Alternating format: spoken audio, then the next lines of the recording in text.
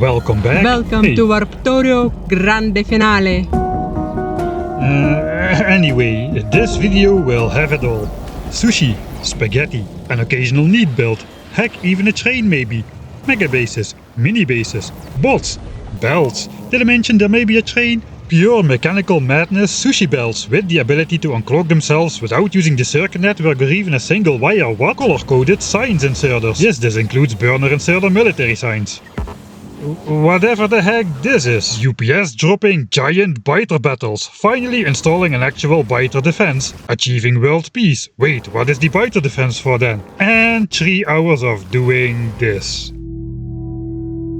Yeah, but you don't have to watch that because skip. This video and in fact this entire series has been brought to you by my awesome patrons over on Patreon, who provide me with the time and motivation needed to produce and edit these videos. So thank you all for making it possible for me to do this, and a special shout out to all of these wonderful people on the screen right now.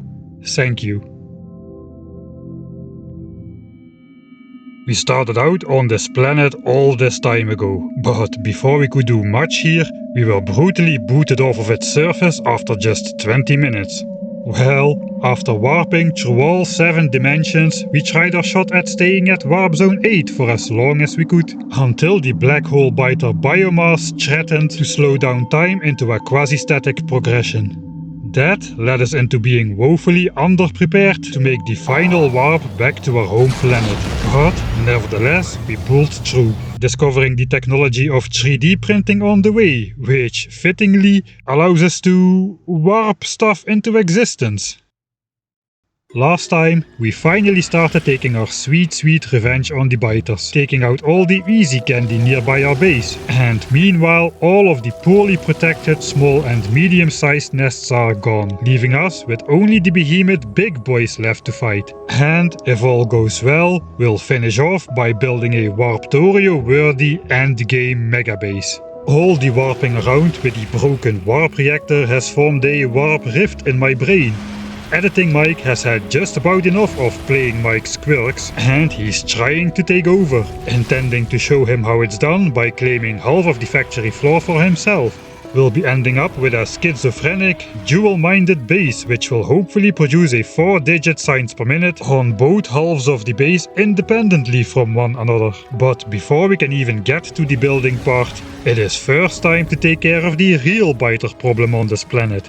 The ultra-massive, near-continuous biter megapolis on the most distant perimeter of the continent. Fortunately for us, we have finally completed our ultimate rocket explosion damage upgrade. Compared to rocket damage 9, we can now one-shot nests instead of one-shot nests. But instead of two-shotting behemoth worms, we can now well, it's still 2 direct hits, but for the low cost of 56,000 extra science packs, we can now kill behemoth worms with 2 indirect explosions instead of 3, and the tanky behemoth biters with 6 explosions instead of 8. You know, this looked a lot better on paper than spoken out loud.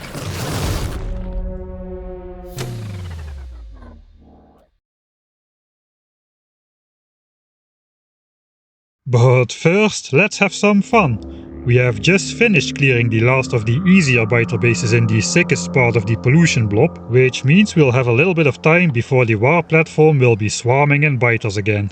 Let's finally upgrade the outside warp platform to its maximum size as well.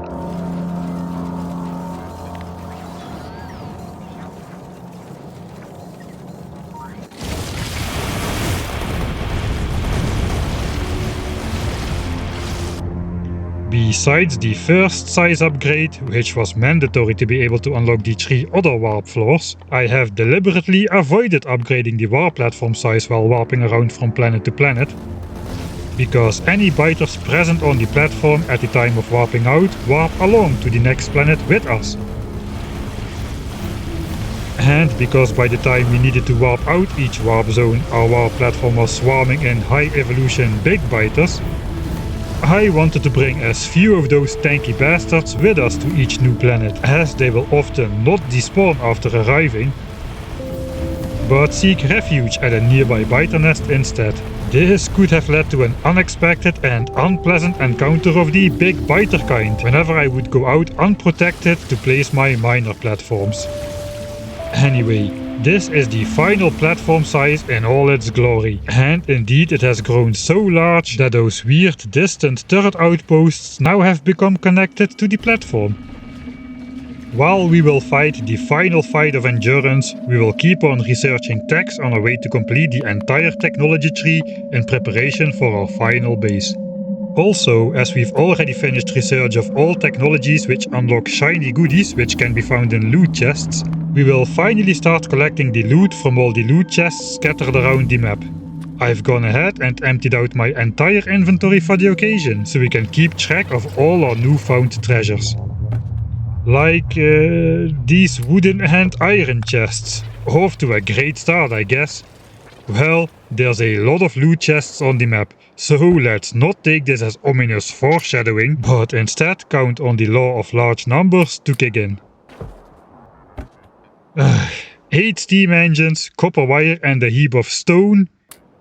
If it weren't for the 3 logistics chests in there, I would have thought this chest was already generated before we researched any technologies during our first 20 minutes on this planet.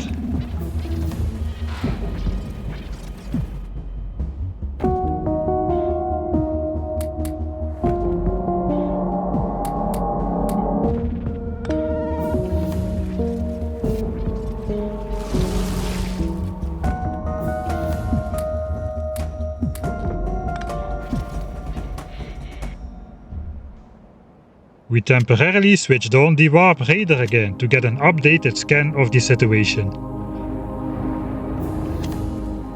revealing any biter expansion we may have missed in the original takedown, as well as allowing us to clean up all the larger nest's remaining worms who survived the initial blast wave. Following this method, we can assure that no biter is missed in our quest for world peace.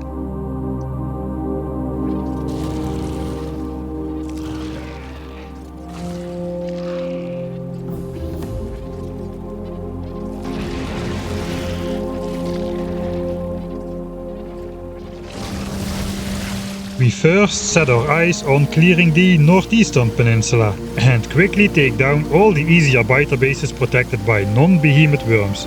A quick and easy process where the biters don't even stand a chance to... Dude, your spider is about to blow up, what are you doing?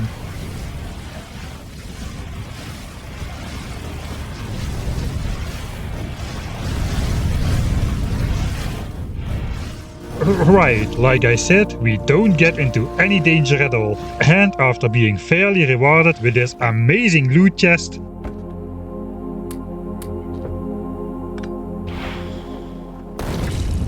we do not take the time to repair the spider, so we don't risk getting blown up by a single leftover worm while picking up all the loot chests from this former war zone. Anyway.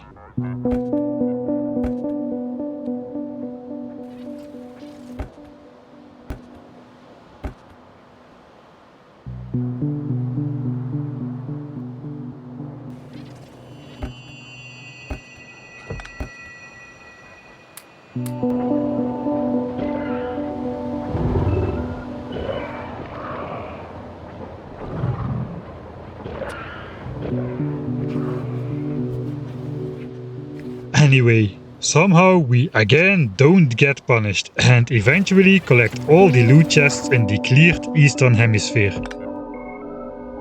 Before returning to the base where another battle ensues. This time it's RepairBot against Labs, trying their hardest to fill up their respective grey and green bar first. Who will win? Place your bets now. Well, by just a few frames, the one who comes out victorious is... the lone RepairBot. But what we were really trying to show off was this giant upgrade to the warp factory floor. Which we are not going to use at all, or well, almost. It is time to talk about the endgame base plan. After all of the warp cheesing, I want to show off the true power of the warp beacon and the warp modules. So my personal challenge will be to design and build 2 separate and distinctly unique 1000 signs per minute bases using only the factory floor. And on this factory floor, we will use only the space covered by the warp beacon, not that giant extra space that just popped into existence. That's right. Every single machine should feel the power of up to 14 warp modules providing up to 140% productivity bonus combined with a 5 to 6 times production speed increase, all the way from the mighty rocket silo down to the lowly iron smelting furnace. Indeed, even the smelting setup will need to be included on the warp factory floor, as the furnaces can benefit from the warp beacon as well. The only thing which is not going to be built on this floor is power, as nuclear power plants don't benefit from the warp beacon. We will however need to produce the nuclear fuel cells on the warp factory floor, and somehow transport them out to the boiler basement.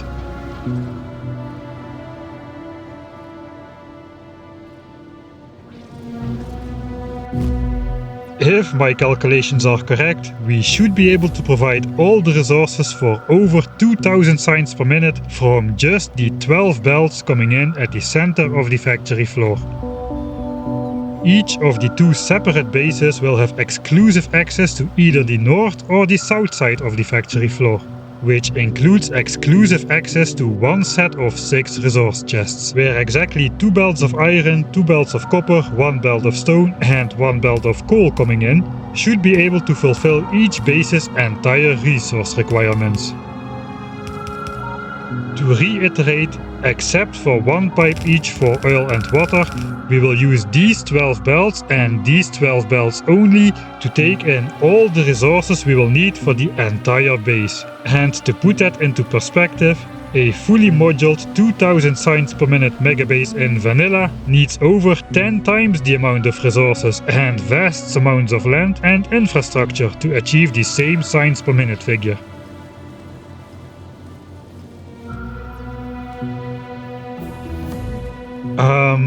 Question?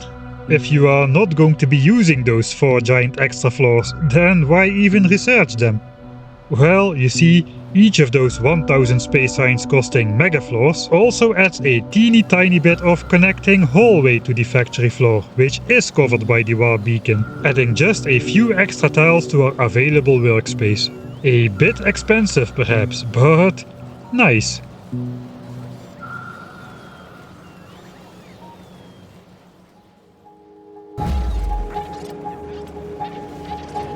For our next technology, we need to reorganize our 3D printing area a bit here.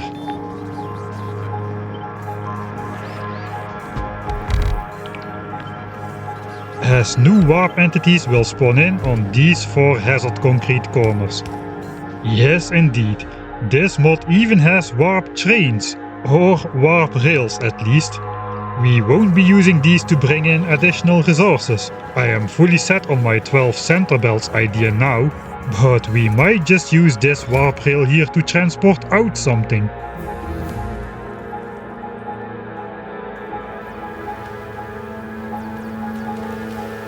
Anyway, the time has finally come to tackle the hardest battles on the map.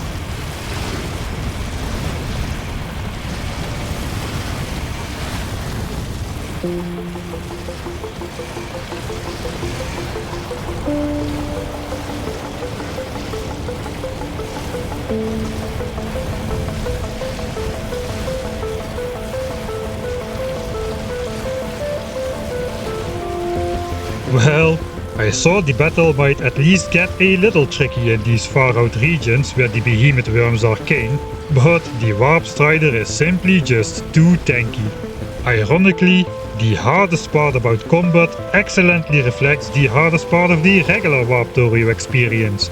It is easy, until it's not. Regular Warptorio is not particularly hard.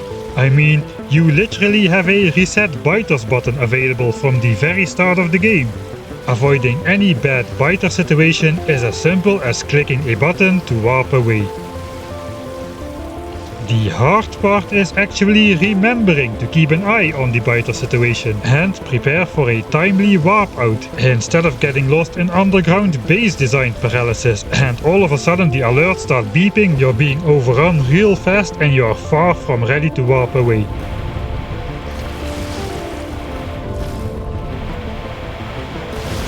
The endgame combat here is just the same really. I have to remember to stop combat timely. Don't give in to the one more nest syndrome and simply press a button to reset the spider to full health.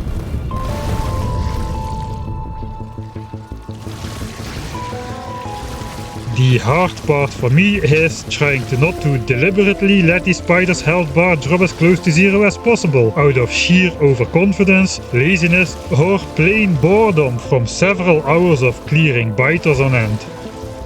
I mean, there was absolutely no reason to wait until the spider was at 1% health before taking a quick combat break.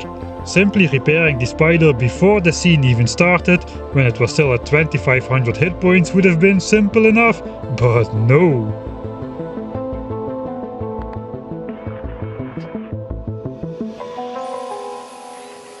Anyway, did you know that you can aid the repair bot and manually simul repair the spider for twice the regular repair speed? Nice.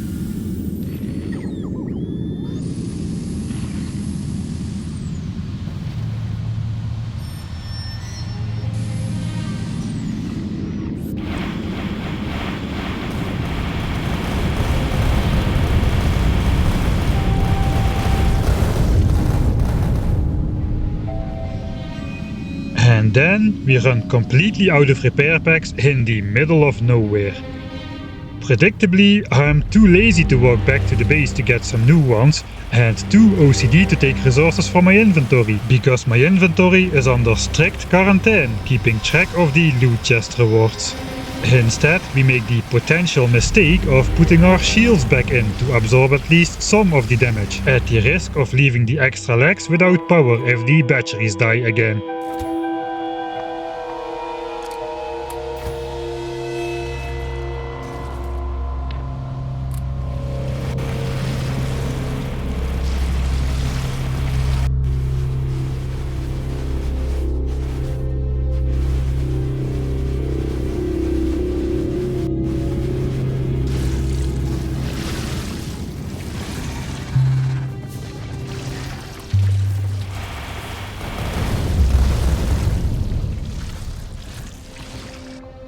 And that's the third peninsula cleared. And with just the biggest boss fight left, you can clearly see the influence of the presence of biter bases on the pressing pollution cloud.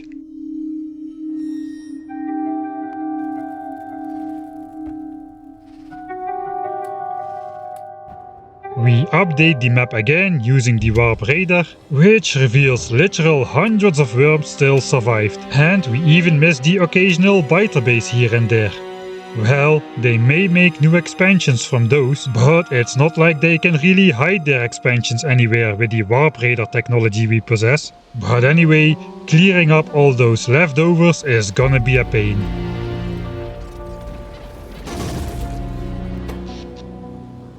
With just one biter peninsula left, we are perhaps winning the UPS battle, but we find out we are now on a different timer, as our power plant is down to just 11 fuel cells per reactor, and we are nowhere near setting up uranium processing again.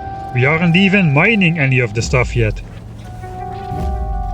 And we are not about to, because it is time for the final fight. The Behemoth Biter boss battle to end all of battles here on our home world. Our home world. Let the games begin.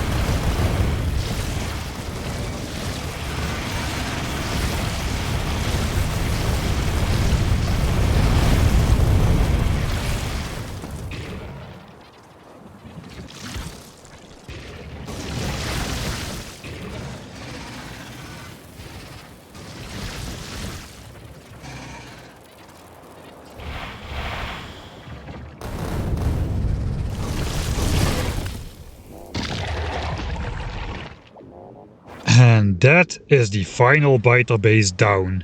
And we are appropriately rewarded with the greatest loot chest of all time. We have spent a total of 60,000 explosive rockets and 3.5 hours of our time to clear out 140,000 biters, 43,000 biter bases and 25,000 worms. With all the biter bases gone from the map, it won't be long until the last dimple in the pollution cloud smoothens out into a full red moon again. But alas, the pollution cloud may grow now. We no longer care, as it will no longer be sending any of the black hole biter force towards the center of the map. We have definitively won the UPS war, as the pollution triggered biter impact on the game speed has been nullified. We are free to start working on our final end game MegaBase. But before we have the chance to do anything even remotely noteworthy, suddenly the panic sets in. The nuclear power plant, it was almost out of fuel.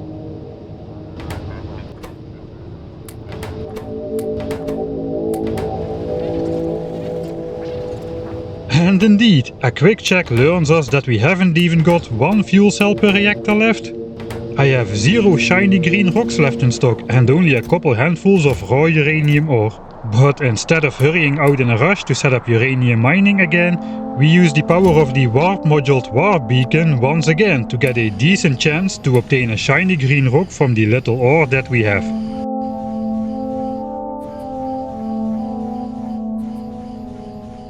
I fear for the worst and, already desperate, start to keep aside some uranium ore to do the infinite manual printing cycles. But at the last possible moment we do roll a single shiny green rock. And that's all we need. Our 3D printing technology comes to the rescue once again, as with that single shiny green rock we print out a full stack of fuel cells per reactor. Which should last us almost 3 hours. Well, I'm sure glad I didn't have to go through this manual 3D printing cycle to try and roll a 0.7% chance shiny green rock. We can now safely reserve that pain for the 2000 warp modules I will need to print. Ah yes, the loot chest rewards. I almost completely forgot about them. Because it's really nothing to write home about. We've collected almost an inventory full of loot, but it's mostly just raw resources and cheap early game stuff. Some notable finds are the 4 nuclear reactors, some late game Warptorio specific items that aren't all that useful for us, and a whole 3 nukes, and 0 of the upgraded warp nukes. Though we can make those for ourselves.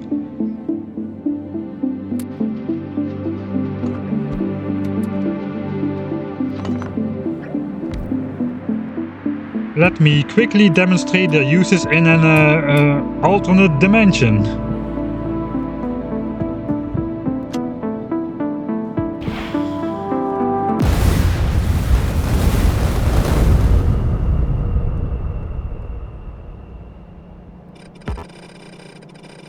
Yeah, accidentally firing a nuke in your own base is not pretty. Let's try out the warp nuke.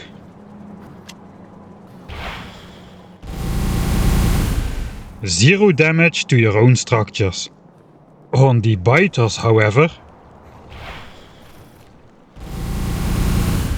those are quickly warped out of existence. But here also lies the answer to many of your "why not just nuke the biters" comments. Nukes simply don't have the blast radius to do the job. This was the tiniest nest on the entire map, and mass nukes are extremely expensive and time consuming to make, even in late game Warptorio. Anyway, we are not really gonna kill our pet zoo. But as we'll be building above ground soon, we do finally need some sort of biter defense. Initially I wanted to buff gun turrets so much that yellow ammo gun turrets could fend off the behemoth onslaught. But with the 12 belt plan, I simply won't have the iron to spare to make the ammo. Instead we'll go for the classic nightly laser show.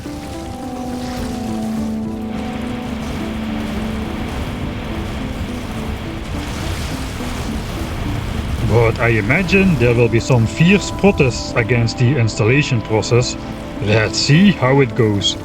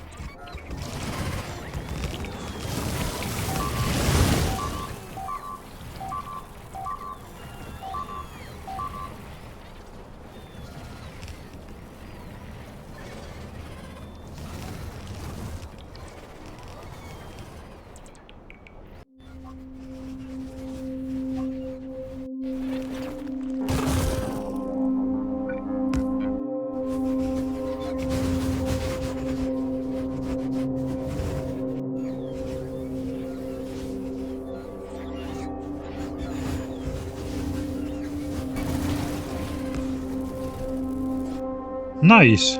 With the lasers installed as close by as possible, almost all biters will be triggered to immediately attack, so if all goes well, they should not get the chance to build the critical mass they need to break out of their zoo. The biters will continue to try and expand, of course, but yeah, good luck trying to get over there, guys. Of course, I didn't just have those laser turrets lying around. We produced them in our base using the simple old logistics chest to supply the assembler. And in fact, in order to prepare for the endgame base build, we will have to produce a whole lot more infrastructure we don't have yet. I'm going to skip over most of the 50 hours or so I spent designing and testing the endgame base, but we can use the resulting blueprints to get a quick and accurate overview of all the infrastructure we will need, before we necessarily need to deconstruct the base producing base to make space for the space science producing base. Okay, apparently I already set up uranium enrichment and the whole 3D printing nuclear fuel thing wasn't even necessary if I had just taken my eyes out of my anyway. Eventually we set all the necessary production in motion. We are automating all the cheap bulk goods like belts, inserters and machinery, while we hand feed or 3D print the more expensive and lower in demand goods, like another 8 nuclear reactors and Warptorio's version of the Roboport, the Warport, which is a tiny Roboport which can house 200 bots, but which can charge twice the bots twice as fast. While all the assemblers are producing the stuff to make the final base, we step outside and notice nothing. There is absolutely nothing to see on the warp platform for the first time ever. The biter zoo is getting damaged a bit, however. So we install a robo repair system, one on each side to prevent the bots flying over the cuckoo's nests. It will take a while to get all the stuff produced, so I handily forget that I still need to do 3 hours of manual warp module printing and instead go on the far more entertaining step of clearing every single last red dot off the map.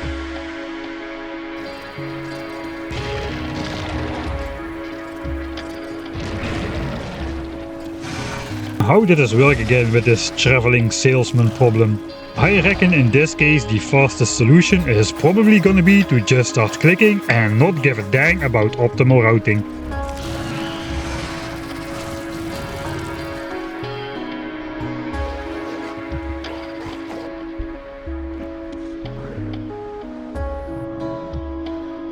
Phew, now I just gotta be careful to... Oh no! Just kidding, I got you there, admit it.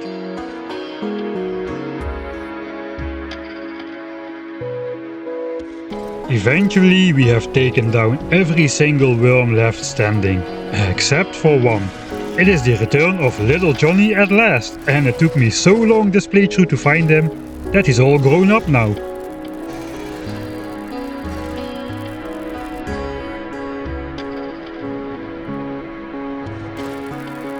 And with all the threats to my base neutralized, it is time to get rid of the last remaining threat. Me. It is time to take out the laser defenses to avoid any accidental accidents. And the spider has been stripped of its rocket carrying privileges. World peace has been achieved.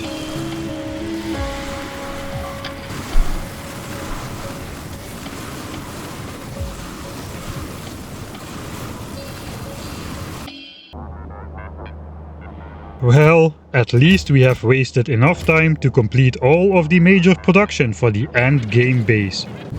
And with only a handful of purposefully postponed platform-breaking techs left to research, it is time to cut the ore arteries bleeding into our base. The little bit of research and production we still have left to do will have to come from our stashed up plates and science packs. Let's hope it will be enough. And a little bit of hand feeding later, we are ready to overhaul the first floor. Bye bye 3 million oil, I guess. It is time for us to move on.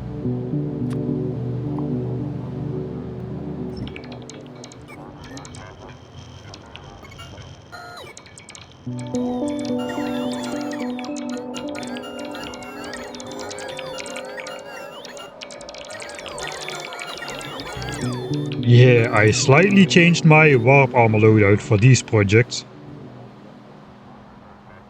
And that makes space for another 2 copies of the quad nuclear reactor.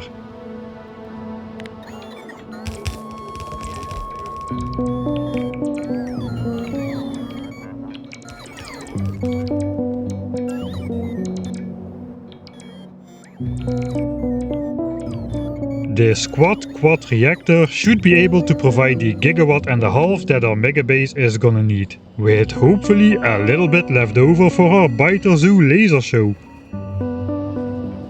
We have even got an inbuilt alarm for fuel cells running low, which should never go off, as automated fuel cell production is planned to slightly outspeed consumption.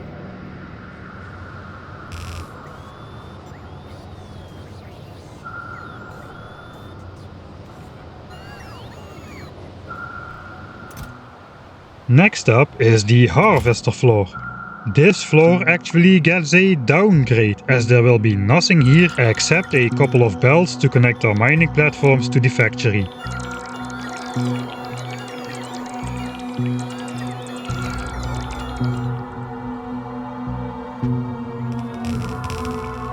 As well as our loot chest museum in the south, and I guess eventually we will stash the leftovers of the old base down here as well. Speaking of mining platforms, let's finally research some techs that I've postponed, because as a side effect they'll retract the mining platforms to our base. This specific tech also increases the max power flow between our floors, but has the unfortunate side effect of also rendering our warp abilities useless.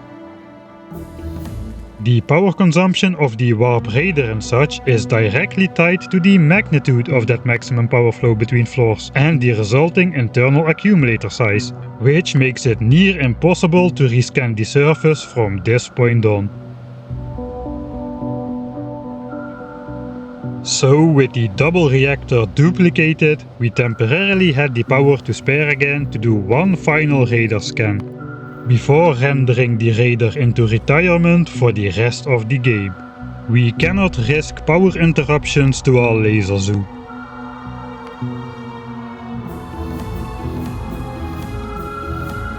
Anyway, we can now research the final mining platform size upgrade as well.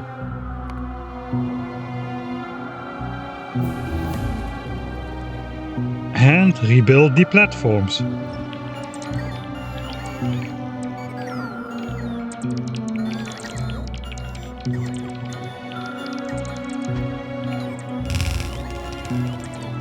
But we'll fill in the actual miners later, I guess.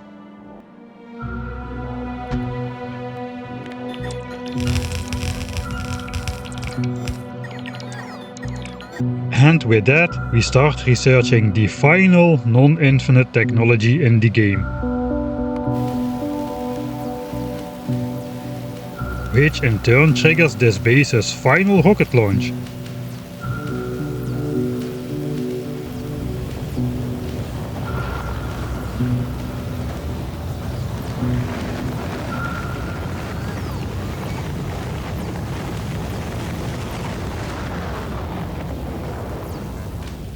How many rockets did we launch from this base? Funny you should ask. Nice.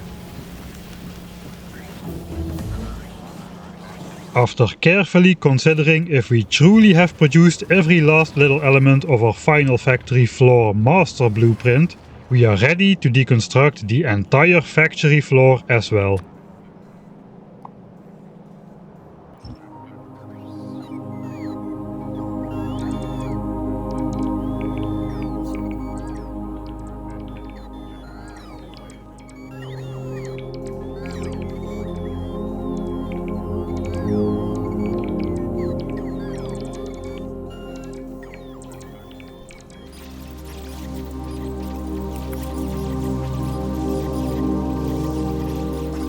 That's all of the machinery gone. Now let's get rid of all the overflowing chests.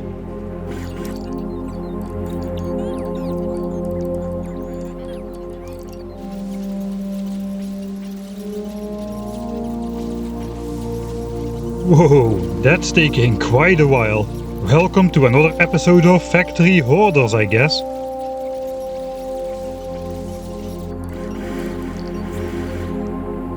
And finally, the powered Roboport network itself.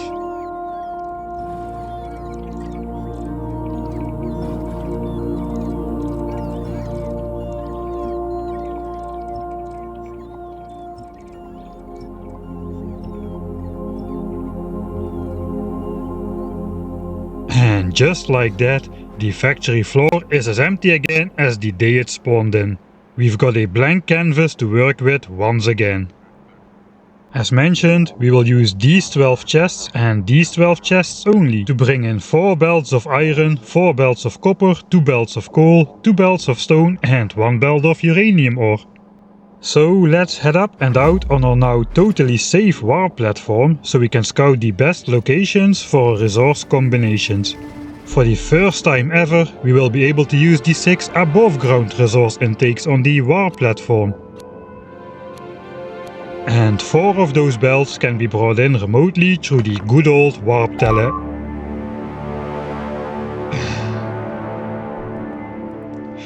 Four of those can be brought in remotely through that annoying warp teleporter. Together with the 6 belts we can take in through the 2 mining platforms, that will compose the 12 belts we need in total.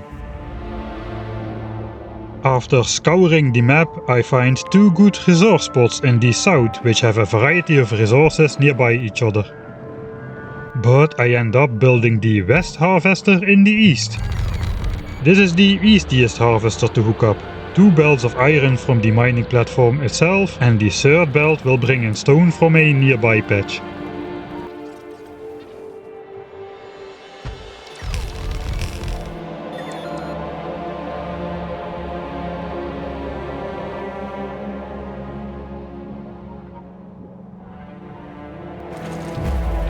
That's half of the underground done, but the east harvester, which is built in the south, is not that simple.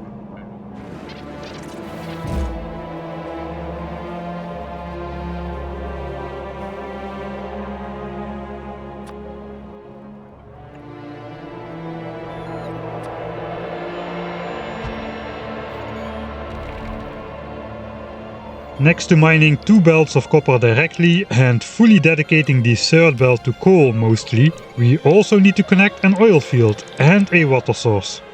Fortunately, the latter is close by. But what the heck is this weird 3-colored belt intersection doing here? And why the is there a train stop here? Anyway, that concludes the underground portion of the resource intake. Now it's time for the above ground 6 belts. We start off with the 4 belts of the warp teleporter, which will bring in 4 resources. Stone,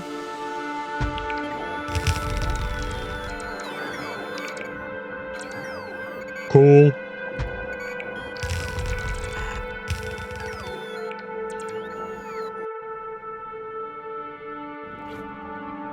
uranium and copper. 2 belts of copper. I count 5 belts here, mate.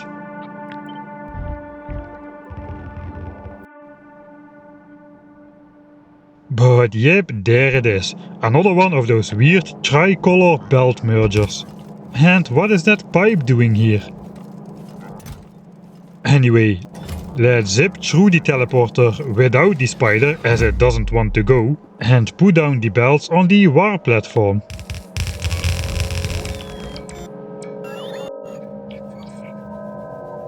I tell ya, this thing is getting weirder by the minute. Anyway, only 2 more belts to fill here. And those have got to be iron from a nearby source.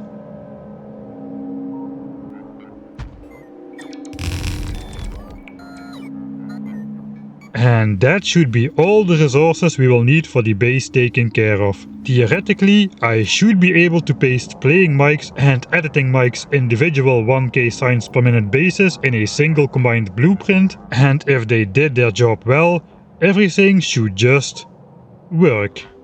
Let's get this thing built, shall we?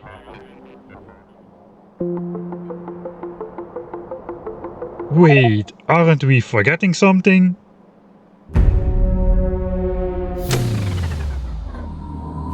Right.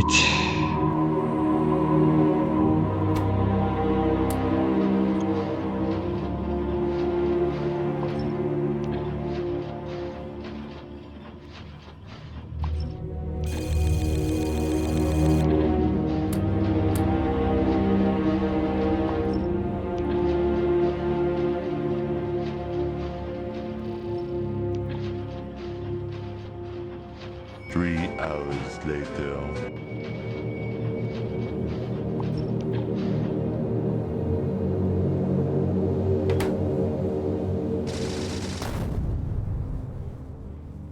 Alright, now let's get it built.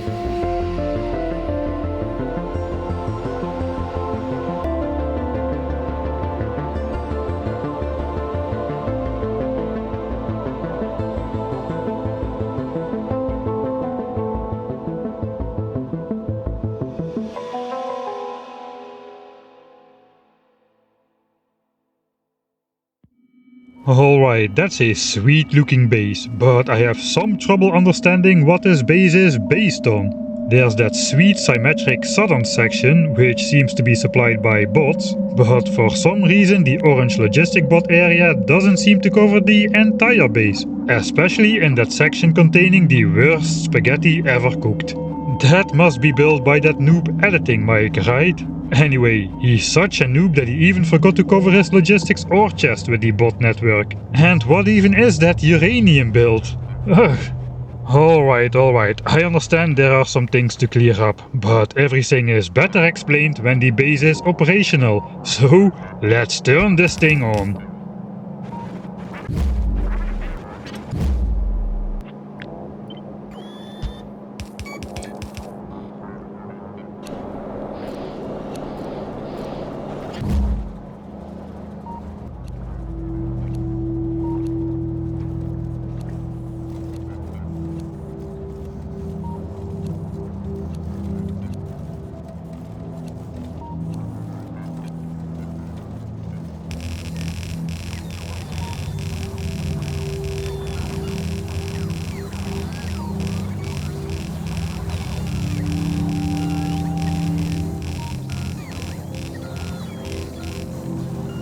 And there we have it. Two entirely autonomous bases are trying to do their best to feed the labs and science assemblers everything they need to run continuously without missing a single beat. I know that at a distant glance it kinda looks like we are mixing up northern and southern resources in at least some areas of production, but there are several mechanics in place to make sure we're drawing and feeding equal resources from both sides of the base. Even on the equator, where the two mics need to share one central assembler in some cases. Anyway, both editing mics Northern Spaghetti Noodle Soup and playing mics Southern Bot-based base both should produce all the ingredients required to feed 1062 signs per minute precisely, twice, for a total of 2124 signs per minute overall. Accounting for the 120% extra productivity in all the labs, we are actually able to research through technology at a speed of over 4,500 beakers of progress per minute. To make sure we are measuring our true signs per minute instead of relying on buffers, we are doing a cold start, meaning we are starting to consume our resources as soon as the ore starts flowing in. This way, it will take a while to get up to our true signs per minute figure, as all of the chests, furnaces and even all the bell tiles will slowly need to fill up by assembler overproduction. This overproduction is naturally caused by overconsumption, which means temporary overproduction in one area of the base temporarily starves the base in another area. Only after all the chest and belt buffers are fully backed up, the assemblers will necessarily slow down slightly to the truly required production speed, as they physically can no longer overconsume anymore, because the space to output any overproduction is gone. This will finally free up the required resources for the previously underfed assemblers elsewhere in the base, getting them up to speed as well. So until all buffers fill up, our science production is going to be imbalanced and shaky for a bit. But as we designed this base to slightly overproduce space science compared to the other science packs, I've set the base up so that space science producing satellites will only be produced once both the rockets and all of the other science packs ingredient requests are satisfied. But how do you even deprioritize certain requester chests? Is that even possible? Well, weirdly, yes. This is achieved by using another quirky and I presume mostly unknown game mechanic. Blue requester chests with the check mark set to also request from the green buffer chests always get priority over requester chests set to only draw from red and yellow chests, even if the resources are not actually drawn from buffer chests. Heck, you can use this mechanic to prioritize or deprioritize individual requester chests, even if you don't have a single buffer chest built in your base.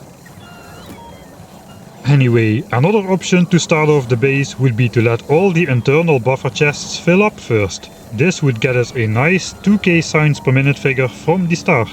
But you need to make sure to check if all of those buffers will actually stay full then, to make sure you're not underproducing and relying on a slowly diminishing buffer to keep the signs per minute figure artificially higher than your base can sustain.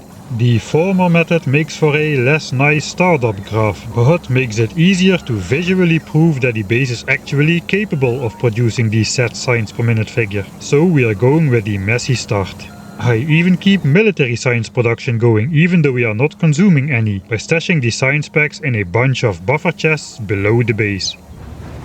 Anyway, pretty soon we're off to a semi-stable 10 minutes, but you can definitely see the startup lag in the system. Especially steel can play a major role, as it's slowish to produce and impossible to accurately rationize between all the different destinations early on. So we may get some more up and down waves until all the steel buffers are sufficiently filled up and the bots can reliably pick up their maximum carrying capacity. And after letting the base run for a good 2 hours, we can finally see the last hour of science production is extremely stable. The production graph is ordered by highest production, so despite all the numbers rounding to 2.1k, the fact that the science packs are flickering in the order and fighting for first place is an excellent indicator that all of the science packs are produced in exactly equal amounts. Since we built the science assembler in the golden ratio of 5 to 6 to 5 to 12 to 7 to 7, we can be certain that all of the science assemblers have been producing without a single hiccup for at least the last hour. And since we did a cold start, we can also be sure we are not relying on pre-stashed buffers.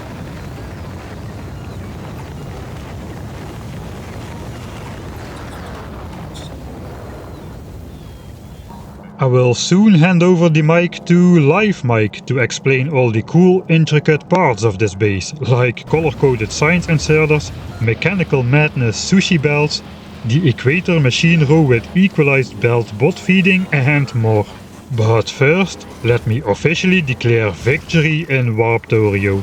We've come a long way through not so many warp zones. First racing through technology to defeat the auto-warp timer, then racing against pollution and the black hole biter force, threatening to slow the game down to a quasi-static pace, forcing us to warp back to our home planet before we were ready. Out of the window went my carefully prepared strategy, which I wasn't following to the letter anyway. And we literally had to break the game and discover one of the only significant glitches in Factorio's entire 10-year history, in order to stop the biters in time before they could repeat their Warp Zone 8 UPS killing strategy.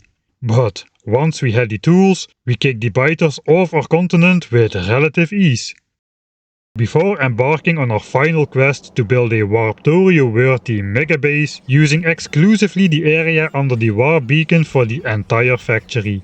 A blueprint which cost me 50 hours to design, because of course not only it needs to work, it also needs to look the part and incorporate several unique mechanics and possibly never seen before trickery.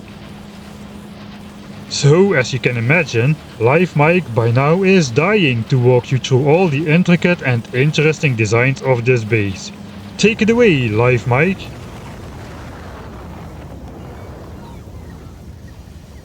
Thanks, Mike. The first thing I want to look at is why the nuclear fuel cell signal is going off, as you previously stated that this alarm should never go off.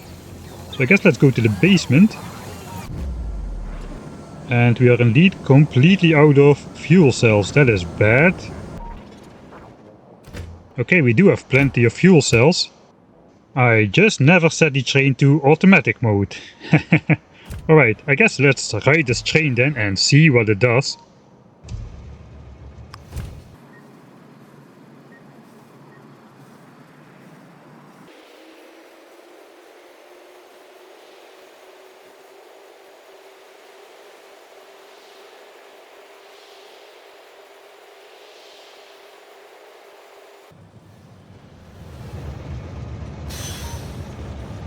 Right, as you can see, the train is automatically refueled by these coal miners. Yes, it's slow, but it's fine. This train needs to run like once every blue moon. So now these fuel cells are traveling down this yellow belt and they'll meet up with the coal belt here. We are sideloading with a red belt onto a blue belt. It is important that they mix in. Now we do not need a full belt of coal, so we can do this process where we basically load the fuel cells in the coal belt. Let's see how it looks on the harvester floor. Looks like I gotta edit in that whoosh sound again because it doesn't automatically play. We are again filtering out the fuel cells here, where they go through the underground. Right, now the fuel cells are reaching this buffer chest and this alarm should soon go away. As long as this coal chest stays completely filled up as it appears to be doing, we are supplying enough coal to the base, even though we are using some of the belt's capacity to transport fuel cells. Right, let's see if the train is still there, so we can ride it back to the spider. Right, we still got 500 or so fuel cells here.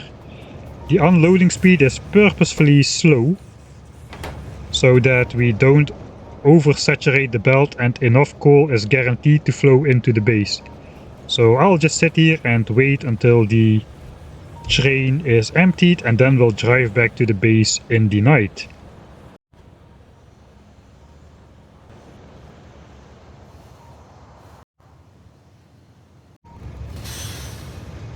Alright, and as you can see, the warp rails immediately starts warping new uranium fuel cells into the wagon here. And this base is producing a lot of biters. We're already up to 230k, man. Let's go look at the uranium stuff first, I guess. So yeah, here we've got the ore side of things. Unfortunately, the spider refuses to warp through the warp teleporter, so I have to do it myself. It has no problems despawning, however, if you place the warp teleporter next to the spider, as we saw in the video. So basically this works the same. We are side loading. We need only a single uranium mine to keep up with demand. That is awesome. The pipe was indeed for sulfuric acid, because you need sulfuric acid to mine the uranium, and we are also automatically producing and piping that out from our 2000 signs per minute base. It's actually pretty hard to transport the uranium over to this side, because you cannot set filters in these chests. Basically, to stop coal from being prioritized all the time, the chest on this side has only one slot, so it has to switch between transferring further coal and uranium. And uranium is mined on both sides of the belt through the splitter, which means eventually, even if the chest wants to accept coal, at some point it cannot, because both of the sides of the belt will have uranium in front. That means this coal will be drawn empty, and then the uranium gets drawn in again. So this will never clog up, basically. That's the idea. Here, same thing, we are basically using the same setup to bring the coal further into the base. We have to repeat the trick of the yellow-red belt side loading, and we use the same trick here to transport uranium to this side as well. We take it out with a stack filter inserter to draw out all the uranium ore, and we can actually set filters on the loaders as well. Thank you, very loud rockets. I guess we watched enough rocket launches in the actual video, but I cannot stop watching this. Right, so let's first go over the weird uranium processing thing. The problem with this is it was tacked on in hindsight. I didn't originally design uranium processing in here, so that means I had to make this weird belt spaghetti even worse. To fit in this stuff over here. That's why it's so jank all over the place. So we have three elements. We have the uranium refining, which provides mostly dark uranium-238 and only occasionally a shiny green rock. So we need 5% shiny green rocks, but we get only 0.7% shiny green rocks, which means we have a Covrux enrichment setup in place to take any excess green rocks, which we are doing if there's more than 100 green rocks in this chest over here. The rest goes in here into the enrichment process, where we have a stack of uranium-235, which can make just more of it. Then we put that available for the nuclear fuel only if we have enough to keep this cycle going, basically. You need the 40 uranium to start up, so I have like a backup of 80 uranium in this chest before nuclear fuel can draw from this. So that way we are balancing nuclear fuel cell production and the shiny and non-shiny green rocks. Then the nuclear fuel gets output on yet another belt here, where we have to do some weird side loading mechanics. Okay, so here we go. Fuel cells go onto the belt. Side loading them here so that we can side load them here. We come out here. Are side loaded onto this belt. We have to put everything on the correct side of the belt, because we don't have space to make turns and undergrounds. We need to do it like this. We keep on side loading it, and here it just goes out through the warp rail, goes into the loader, into the chest, and is warped to the above ground area with the warp rail. So I'm keeping my promise of only using 12 belts, or only using these 12 chests to bring in resources from the base. But like I said, we may transport out something through those chests, and that is nuclear fuel cells. So we go above ground. So nice to be able to walk above ground without being insta-killed by a swarm of behemoth biters and spitters swarming the platform. Those get warped into here through the warp rails, and if this thing has 500 fuel cells, it will depart, basically. So I could let it drive a bit more often. I mean, let's go, let's send it off. We'll get some more fuel cells down at the bottom. Anyway, let's talk about some of the other parts of the base. The actual base parts of the base. Yeah, so the grand idea was to make 2 individual 1000 signs per minute bases, a belt-based site on the northern half and a bot-based base on the southern half. Naturally, the the bot site is way easier to set up and also way more compact, as you basically just have requester chest, provider chest, and that is all the space you need. Whereas on the northern side, we need a lot of space to do the belt routing. I did manage to fit all the smelting on the individual sides as well. The belt-based smelting over here, bot-based smelting in the south. But science production, there was just no space for it, so I started doing the labs in the 4 corners and then science production in the southern half, giving myself a little bit extra space to work with the belts. This does make it a little bit more difficult to make sure all the science ingredients are coming from the correct side of the base, as we are not feeding those with belts directly. Okay, we need to switch off the game effects a bit. Yeah, that's much better.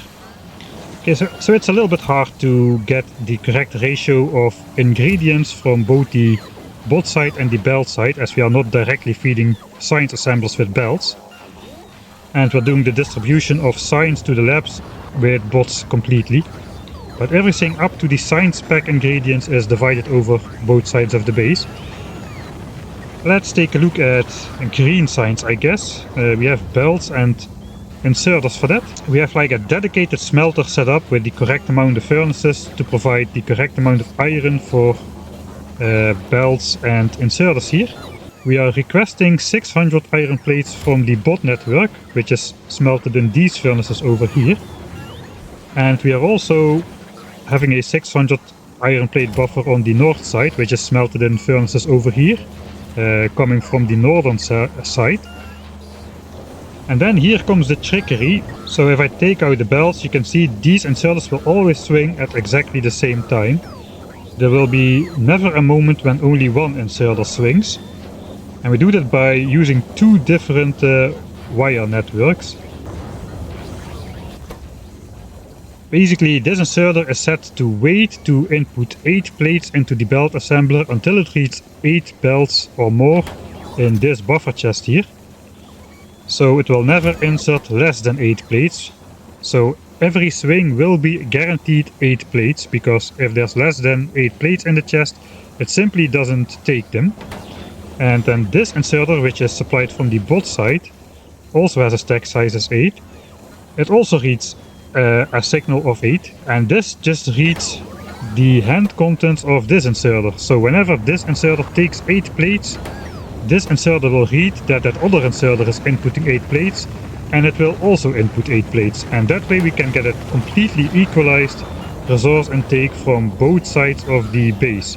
And that is basically done for all of these assemblers on the central equator, as I like to call it. For some of the assemblers we only need a single one, like inserters and belts, and gears for both belts and inserters, as well as gears for engines, which are output on a belt here and in a provider chest over here. The other ones are copper wire for these green chips. It's not all green chips, not for red chips, not for blue chips, but for the other stuff. Those are made here, as well as walls for military signs. Engines for electric engines are produced locally here on the central line. We have separate engine assemblers for blue signs on both sides of the base. Here it is for the bot side, and here it is for the belt side. All the electric engines go in here, and then we are putting those equally on a belt and on a chest here again. We could get away with 1 electric engine assemblers, which is beaconed by 2 additional beacons. So instead of building 2 of those, it was simpler to just build 1 in the center. 1 lubricant plant is enough to feed all the lubricant for those electric engines, etc. So that goes to bot frames here, and the other half is picked up, and those electric engines are transported to bot frames somewhere else. Where are they being brought to? Here. I found them. Here we have the 3 bot frame assemblers on the southern side of the base. So how does the resource distribution to science work then? Because we talked about how the ore distribution works, how we transport that, but how do we make sure science draws from both sides? Well, we have 3 bot frame producers here, and we have 3 bot frame producers here. Those output in red provider chests, and those output on a belt, and those both end up coming to this buffer chest over here. So this buffer chest does request the robot frames from the bot side, and this inserter inserts the bot frames from the belt side of the base. So this is the robot frame master chest, from where all the robot frames are distributed over the 14 yellow science pack assemblers. So both sets of science assemblers are provided by the single buffer chest over here, which is fed from both sides of the base. And that's basically how it works for all the other resources as well, which are split over here. So these furnaces, same story. We're basically putting those in a buffer chest here, and those are then distributed to purple science. Alright, so let's talk about the Goldilocks ratio of science assemblers. If you look at the science pack crafting times, you will see it is 5 seconds for red science, 6 seconds for green science, then it's 10 seconds for military science, but it's 2 science packs, so it's only 5 seconds really. For chemical science, 24 divided by 2 becomes 12, and then yellow and purple science is 21 for 3, so that's 7 seconds. So we've got 5 to 6 to 5 to 12 to 7 to 7, and that is the ratio of assemblers we built here. We've got 5 red science assemblers, 6 green science, 12 blue science in this double lane over here, and then 7 yellow and purple science, and we have mirrored it on this side. So those are producing the science packs. All the science packs go in provider chests, and those go to the requested chests over here, where we are requesting 1,000 of every science pack to keep being able to build up the buffer. We do have a science overflow system. These were originally infinity chests, which just deleted science out of existence, but for the actual playthrough I'm using buffer chests, just a big stash of buffer chests to put the military science into. So by now we've got like 308,000 military science buffered up here, and looks like we'll have to increase the storage at some point, or just blow it up. Alright, so what else is special about the science build? We'll get to military science. But what else is special about this science build? Well, we have color-coded... This is dumb, but we have color-coded inserters for the science pack. So red science here at the top has a red inserter inputting from a chest. The green science has the green stack inserters inputting. Of course, the blue science has the blue vest inserters. The purple science does have the purple filter inserters. I had to set it to blacklist. I didn't have to set it to blacklist, but at least they look purple in alt mode. The yellow inserters fortunately are fast enough for the slow. It is good those were not turned around, because purple science needs 30 rails and 1 electric furnace and 1 productivity module. That is a lot of ingredients to make 3 science packs. And the slow inserters just wouldn't have been able to keep up with rail insertion here. Whereas yellow science only requires 6 ingredients, so the slow inserters can keep up. So that's a lucky win. Of course we've got white inserters, the white stack filter inserters for space science. So we've got satellite production here. As mentioned in the video, we've got these requester chests set to not request from buffer chest, whereas yellow science ones do request from buffer chest. Right, space science. How are we regulating space science? So we have exactly the correct amount of science assemblers, including the 2 sets of 5 military science ones over there, which we'll get to, I promise. Those are producing science at an exact amount of 1062 science per minute per set of assemblers. That is just basically the crafting speed of these assemblers multiplied by the productivity bonus. That equals 1062 for a full set of assemblers. The smallest precise ratio you can pull off produces over 1000 signs per minute, so that's why I went with the 1062 number instead of just 1000. Basically we have 2 of the smallest sets and that equals 2124 signs per minute. So basically we can produce it with 2 rocket silos with some beacons. All of these are fine-tuned, or the rocket silos are fine-tuned to produce at an exact speed. And this beacon actually has one Mark II speed module to slow the silos down slightly. You're still producing a little bit more space signs than all the other sign specs. As you can see in the 1 hour overview, it is 128k. This one is not flickering, fighting for the top spot like the other 6 sign specs. So we are slightly overproducing, and we have compensated that by giving space signs a slow start. We may actually not be consuming signs at the correct rate. Okay, there's something weird going on with insertion.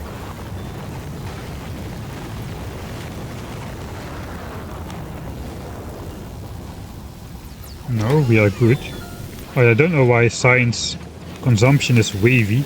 All of these chests should have roughly 1000 signs by now. Yeah, we are consuming at 118k a minute. It is still weird though. Why are we consuming slower than we are producing? I think all of these are set to requests from buffer chests actually. They should be. But some of them have no space signs inside. Almost.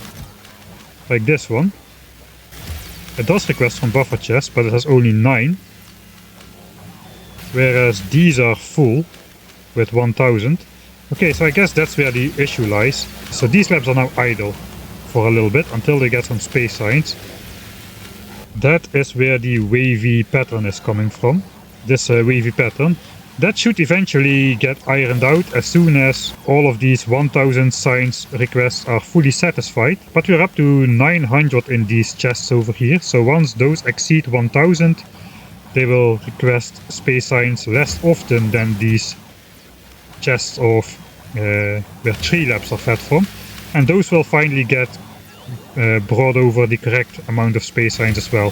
So let's see if that comes true. Probably it will be later in this video still that this wavy pattern of consumption goes away and we should be consuming signs at the same rate we are producing it. Alright, rocket 189 is launching right now. Alright, let's go over to military signs then before we got sidetracked again. Alright, military signs. Yes, military signs has color-coded inserters too. We are using burner inserter, and this was harder to set up than you think. You see there's like 3 requester chests for the different ingredients because burner inserters are terribly slow. We can only barely ferry the sign specs out there fast enough. And when I had only 1 requester chest, the burner inserters would not keep up. The assemblers are too fast and the inserters wait too long to start refilling the assembler, and the assembler would not run for a while. It takes like a second or so for the ammo to reach the... No, let's watch the ammo. The ammo goes down. 3, 2, 1, 0, and it starts inserting, and it only barely in time inserts the ammo. So burner inserters was a bit hard to set up. We've got some uncalculated coal requests here, which we are using to fuel these burner inserters.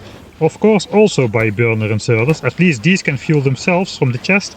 And these can fuel these as well, so all those inserters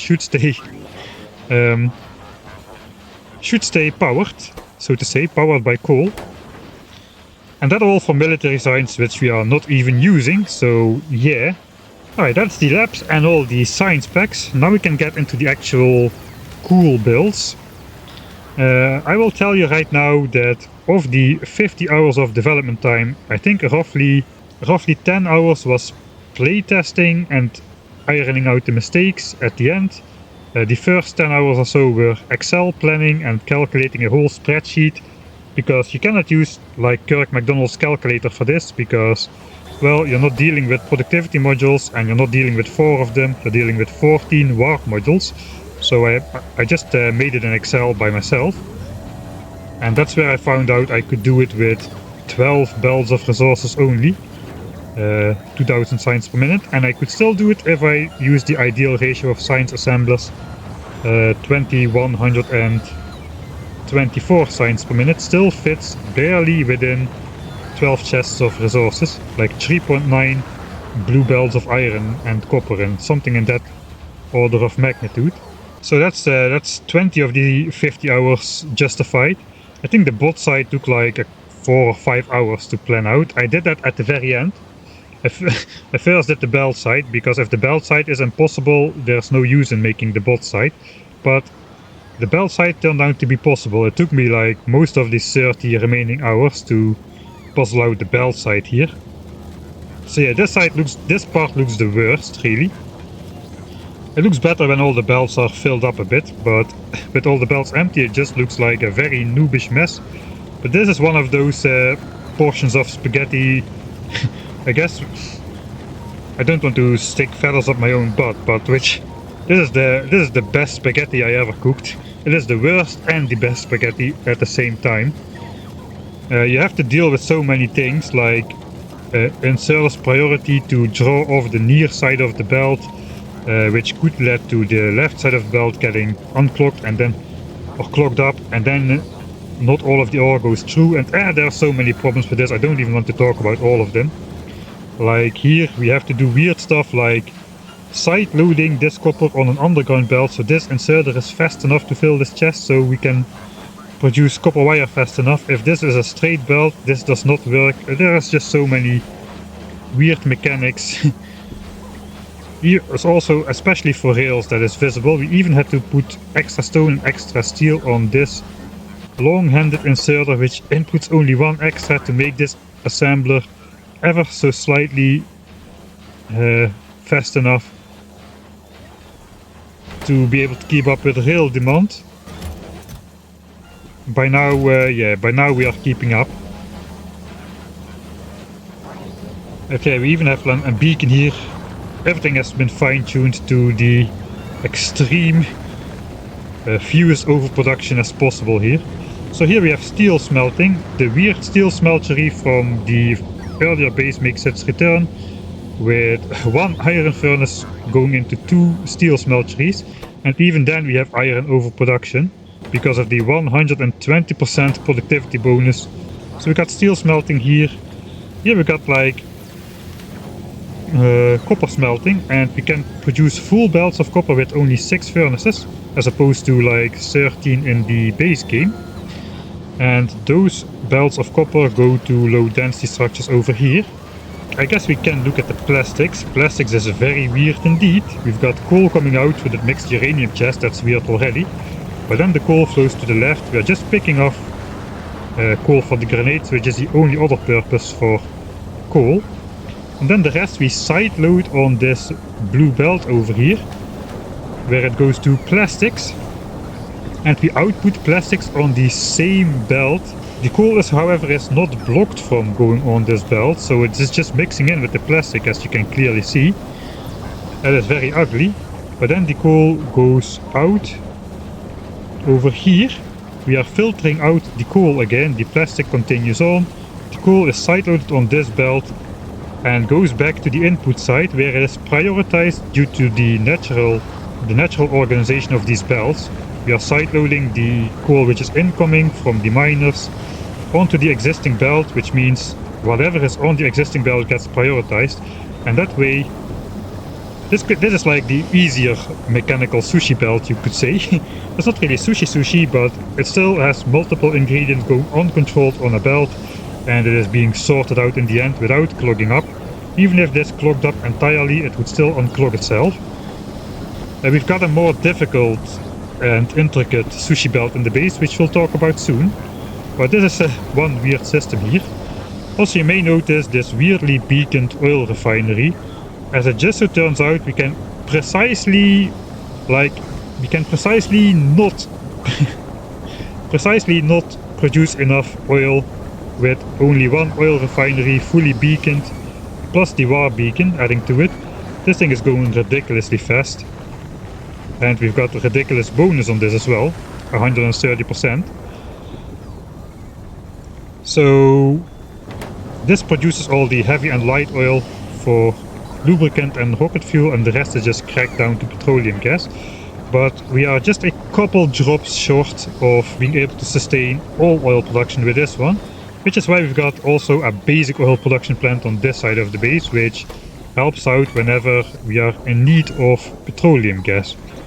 Let's follow the pipelines. The entire heavy oil pipeline is over here. It just goes to lubricant, which touches the oil pipeline, so that gets prioritized. It just sucks it out like a pump would. This is always full. And then the leftover gets through to the heavy oil cracking, which is operational most of the time, but not all the time. It sometimes flickers in the off state.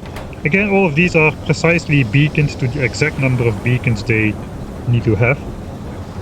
So that feeds light oil in here, which joins up the light oil from the advanced oil processing. This goes into light oil cracking here. You may notice here we have some normal productivity modules instead of warp modules. Now, why would I do that? Well, these need to be slow enough. Those need to not overconsume. It is very important that these don't overconsume, or we won't be producing enough rocket fuel here. So here we are producing rocket fuel with the light oil. We also have some petroleum gas overflow, which is making solid fuel. Kind of to keep the thing like self-balanced.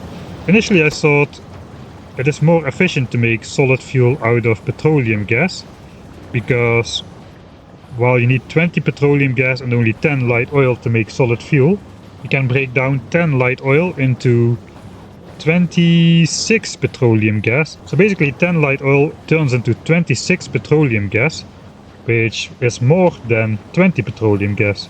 So instead of generating one cycle of solid fuel production from 10 light oil, now we're generating 1.3 cycles of solid fuel production from 10 light oil.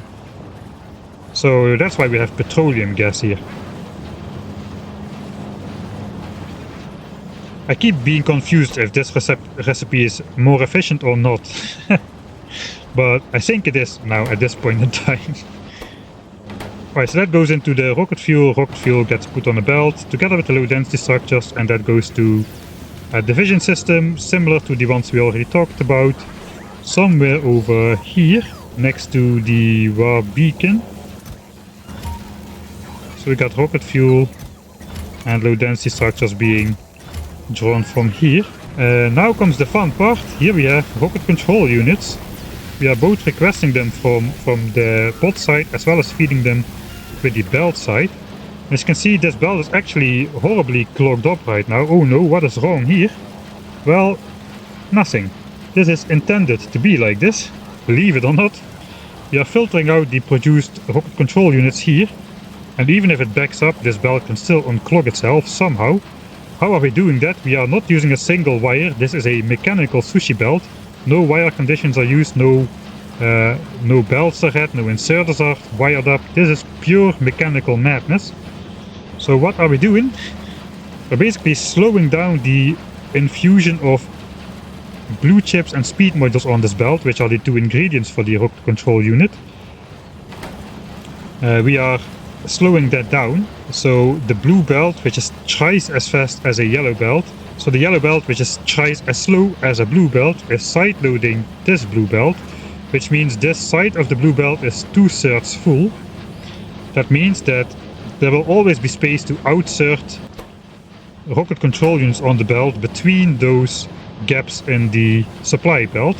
And of course we're also drawing empty the supply belt to produce this a bit. And we're also putting it on the far side of the belt from this side over here. So that way we're keeping everything full and we're keeping space to output the rocket control units. This can produce at all times. Then we're basically, no matter on which side of the belt the rocket control units are, they are side loaded onto this belt together with productivity modules, and any overflow speed modules and blue chips go on this belt over here. We just side load it in. Here is another example of this backing up for a while. Let's see it on clock. Here we are side loading blue chips on this belt. Speed modules are filtered out here, and speed modules are basically put at the back of this belt. So these are prioritized over the ones which are being produced right here, because if this backs up, these keep filling up the space, so these cannot output here. And these blue chips work basically the same, except we are stealing some of them. And those are again being joined up at the back of this belt. So everything which is on the belt is prioritized, and we're just side-loading the live blue chip production on the belt as well. So that is how this mechanical sushi madness works. It is one of the coolest aspects of this base in my opinion. Especially because it's purely mechanical without a single wire condition. Look at this horrible clogging. And there it goes again. That is pretty nice. So that wavy pattern is because of the rocket launch sequence. Basically the buffer chest fills up, it completely backs up. The rocket silo is not consuming anything while the 20-second rocket launch sequence is in progress. And during that time this just temporarily backs up a bit, and then it starts like rocket production again. And this is quickly drawn empty again, so it's a little bit wavy in that regard. But still, there is enough buffer for us to completely keep the rocket silos functioning at all time. So now again, they were not consuming, and now probably these chests will get drawn empty a bit faster than they are full. Probably have to look at this one. Yeah, there we go, there we go. See how it is drawn faster a lot. How it is drawn empty a lot faster than it is filling up. Okay, we might even go into this chest now. Right, but we got two. This is why we got two chests of buffer here. We need that for the wavy consumption speed of the rocket silos, and that's the same reason why we got two chests of rocket fuel and two chests of low densities over there. Let's just look at the live production of a rocket silo here. How fast the rockets are produced. It goes really fast. I think the launch animation is about similar in time than the rocket construction. Alright, here we go.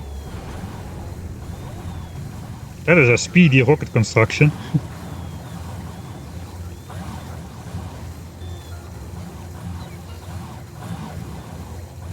Yeah, I think that's definitely faster than the entire launch sequence is.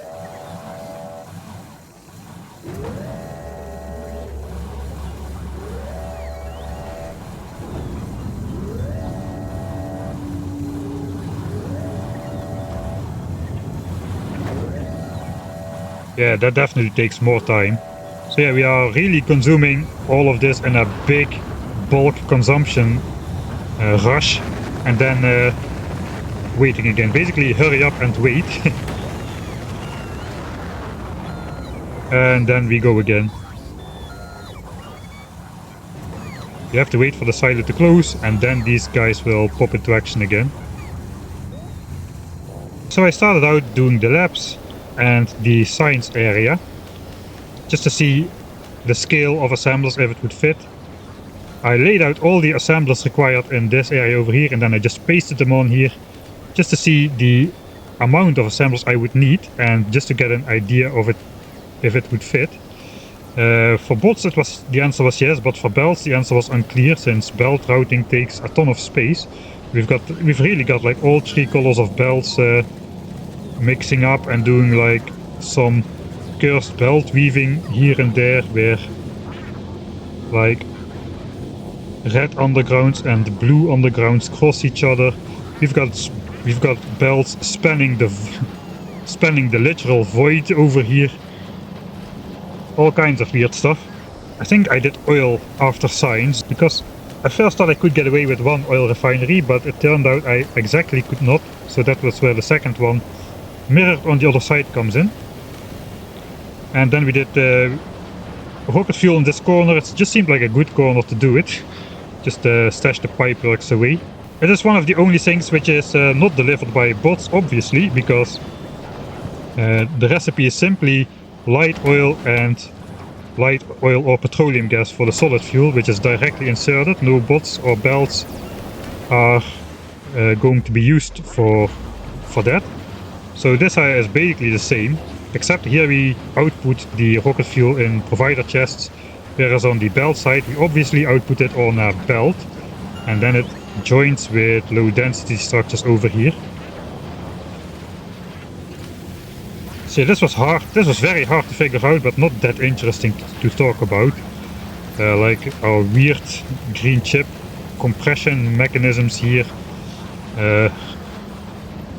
Pipes spanning the void, trying to get sulfuric acid out. We got sulfuric acid out to the warp platform up here, where it then connects to the warp teleporter, where it goes to uranium mining, as well as it going to blue chips here and down here.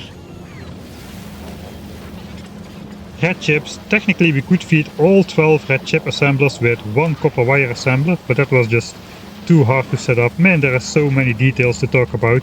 If you want to know all of it, I've got 50 hours of video available on Patreon of the entire design process. I would not recommend it. If you watch it, I would recommend watching it on 1.5 times speed, because I speak kind of slow normally, and it is quite easy to keep up with what I'm saying at 1.5 times speed generally. The bot side was very easy to figure out after the belt side was done. It was a bit tricky to get all the smelting to fit and to look nice. We are basically mixing ore requests here, using filter inserters to smelt the appropriate resource. We have some more steel smelters here, also just a 1:2 ratio, it's easiest to set up. Some beacons to make sure we have enough production. Instead of using an extra furnace, I use some beacons here and there, especially to speed up steel. Yeah, the bot side is more a matter of trying to make it look nice. Like, especially in the rocket silo area where we've got symmetric science production. We have symmetric low density structures here, symmetric labs, symmetric steel production, just to keep this area looking as nice as it can be. I mean, you gotta have all sorts of different production in here, so it's naturally not going to look completely symmetric for the entire base. Here we got this single beacon affecting 12 of the 16 12 of the 16 rocket control unit assemblers, which makes this exactly fast enough as well. We got these things are just stashed in wherever they would go. Grenade production, productivity module production, engine production, some engines between speed modules over here, red chip production, again the 12 red chip assemblers here. Where is copper wire coming from? That is a good question. Here we are basically making copper wire and green circuits for both the red chips and blue chips. It's not only here, we've got another station up here and another station over here. So yeah, we are backing up. Okay, we are backing up at least in copper wire here. Are we keeping science going? We have gotten rid of the wavy science consumption pattern. Over the 1 hour graph, looks like we have a dip here, which is okay. We are still overproducing space science. I forgot if I actually designed the base around the space science overproduction. I think I did. I hope I did.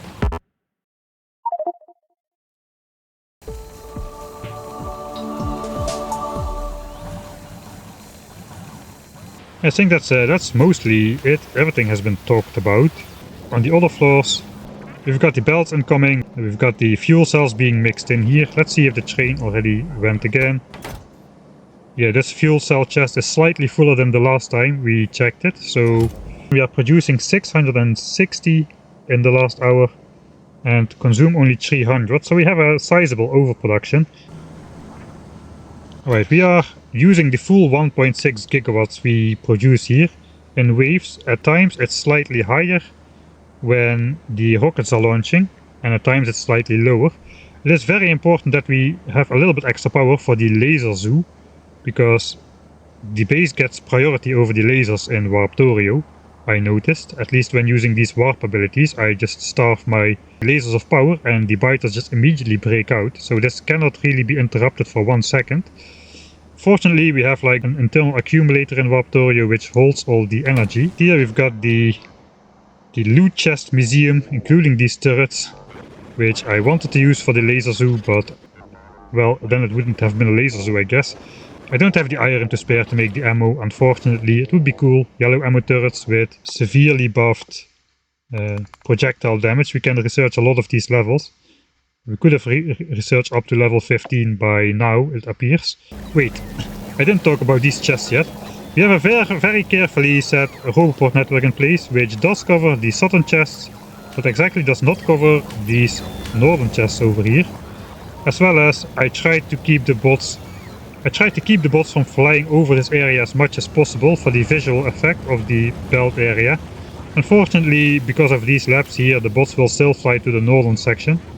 But yeah, in the end, having the laps on 4 sides still looks better than having it on 3 sides and just using this space in a different way. So a few bots are flying over here, but most of the bots are obviously flying in the bot side of the base. Only the science delivery bots are flying to the north side. But yeah, these chests are not accessible to the bots, and these chests are not accessible to the belts. They just flow into a fake underground belt here. This is not leading anywhere. Just for a visual effect. It looked better than just loaders going into nothing. So yeah, that's how we are keeping the intake resources divided.